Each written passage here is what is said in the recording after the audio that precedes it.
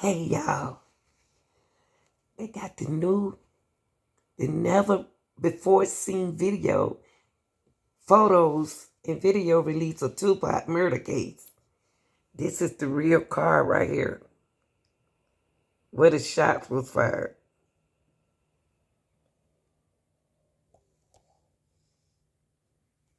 Who was in that back seat? Look, they shot back here. Public. It includes pictures and video of the car Shakur was riding in the night of his death. You can see bullet holes scattered all across that vehicle. This newly released evidence showing never before seen details in a case that's cracked wide open some 27 years later. Investigative reporter David Charnes from our Las Vegas affiliate joins us live. David, I know you put a lot of work into this as well. And so, of course, here over the past couple of months, prosecutors have been building their case against Duane Keefe D. Davis to indict him in the murder of Tupac Shakur. And these photos and videos are just some of the evidence that was shown to a grand jury, helping them build their case.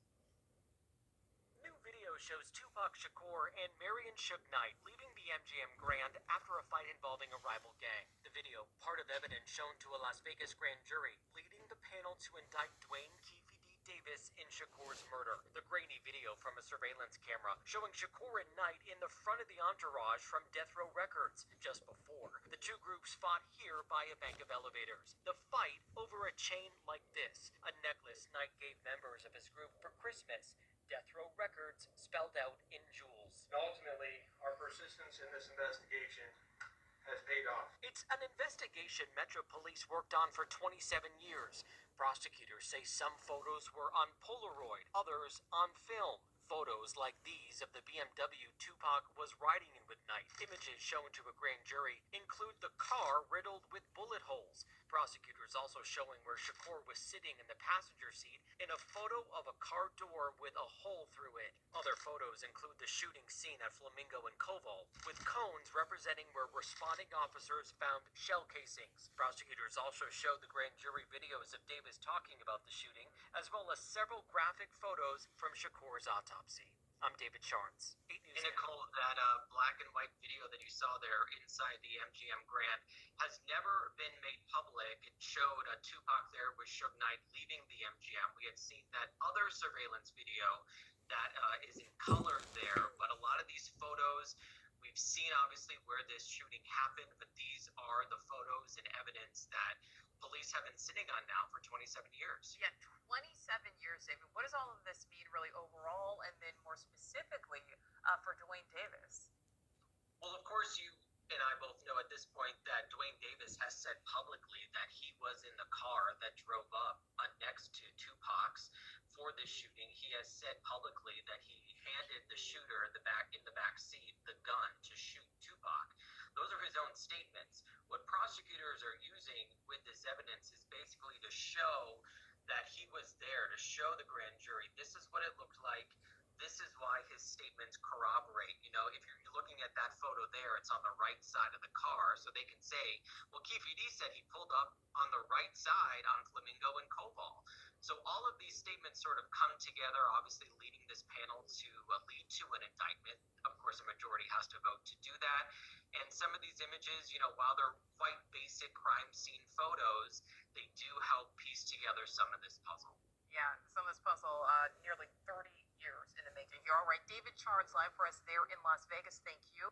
Told me he was shocked when he first learned about the search warrant nearly 27 years after that infamous night.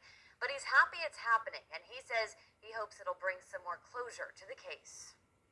I didn't think there'd ever be any more steps taken in this case. It's 27 years old. I can tell you exactly why it happened. It's happened because of Keefe D running his mouth. Keefe D is the uncle of Orlando Anderson, the man who police have long believed shot and killed Tupac Shakur.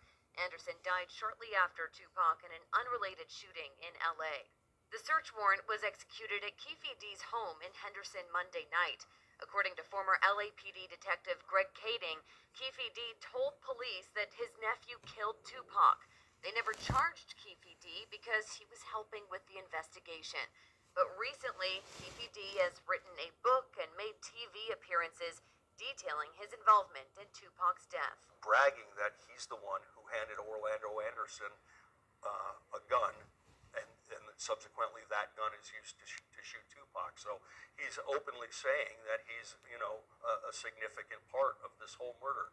How many times are you going to go on TV and say that before somebody's going to have to take some sort of action? Carroll also says he believes this would still be a difficult case to prosecute. Most people involved, except Keefe D, are dead, and the retired Metro officer says there's very little physical evidence left.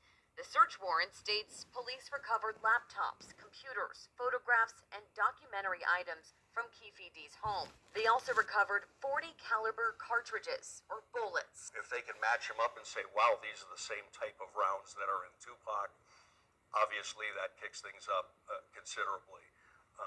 Will that happen? I think probably not. 26 years later, but certainly it's something that they're going to have. You don't know. So Carroll says anything in that home that could link Keefe D to the car involved in the crime, including registration, receipts, or photographs, would be significant. We're following a search of a Crips gang leader's home. So I think got rolling again. The officer who heard Tupac Shakur's last words and a detective who investigated Tupac's murder discussed the case. The search warrant is a good indication that they have an intention of finally solving this thing officially. Thanks for joining us here on Law and Crime. Last month, Las Vegas Metro Police executed a search warrant in nearby Henderson. The home is owned by Duane Davis, who goes by Keefe D, a South Compton Crips gang leader. Keefe has said in his book, Compton Street Legend, and in interviews, that he was in the car with the man who killed Tupac Shakur. The shooter, according to Keefe D, his nephew, Orlando Lane Anderson. This is what Keefe D told BET's The Death Row Chronicles. You said the shots came from the back. Big Dre, Orlando, who shot Tupac. We keep it for the code of the streets. It just came from the backseat.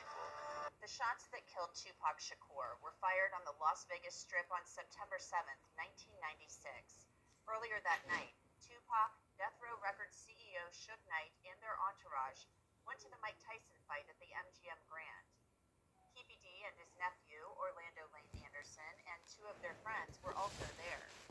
Keefe D told LAPD Detective Greg Kading more than a decade ago, in a proffer that couldn't be used against him, that the shooting was retaliation after Tupac jumped Orlando and beat him up at the casino. Surveillance cameras recorded the fight. Tupac was angry that Lane had stolen his necklace years prior in Compton. Tupac, Suge Knight, and the entourage left the casino quickly. That's their video, yeah. A sergeant on bike patrol with the Las Vegas Metro PD was the first officer to arrive after Tupac was shot. Suge Knight, who was the driver, he had exited the vehicle, and he's just shooting blood out of the side of his head. He's flowing blood out of the side of his head, and he's running around screaming and yelling.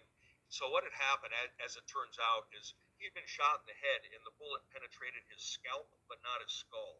So he's still able to completely function, but the blood is just flying out of the side of his head.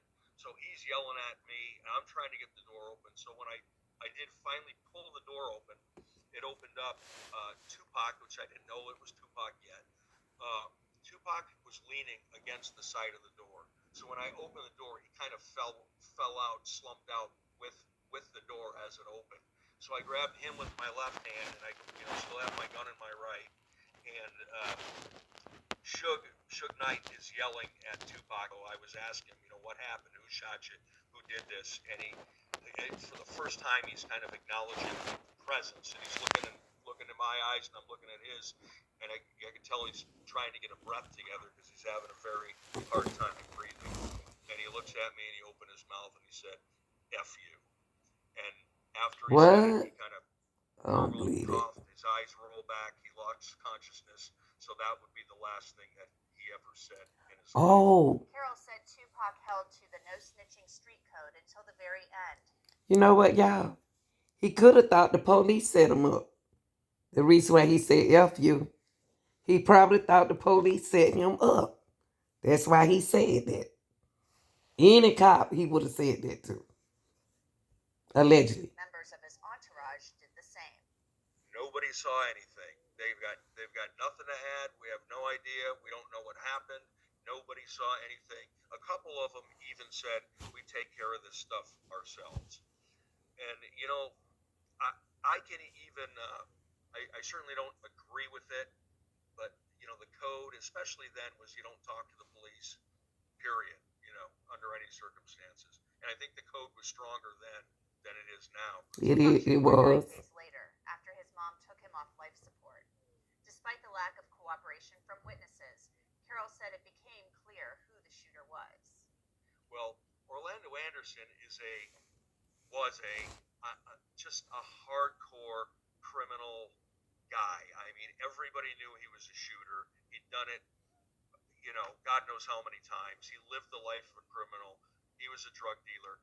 He had allegedly robbed Tupac of a chain he was wearing in Compton. And that was, I guess, the start of the hate between the two, was that he robbed him. So The following spring, in March 1997, someone shot and killed the notorious B.I.G. in Los Angeles. Years would pass without an arrest in either murder. LAPD Detective Greg Kading was later assigned to a task force to investigate Biggie's murder.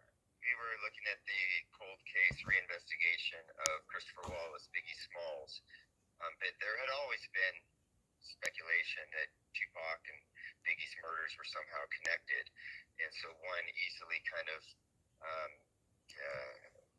migrated into the other. But yes, initially we were just looking at Biggie's murder, but once we got Keefe D cornered and he confessed to his role in Tupac's murder, we began to look further into that. Kading says Keefe D told him what happened the night of Tupac's murder in a proffer. Keefe D was under pressure to give up something since the feds had evidence that tied him and his family to drug dealing.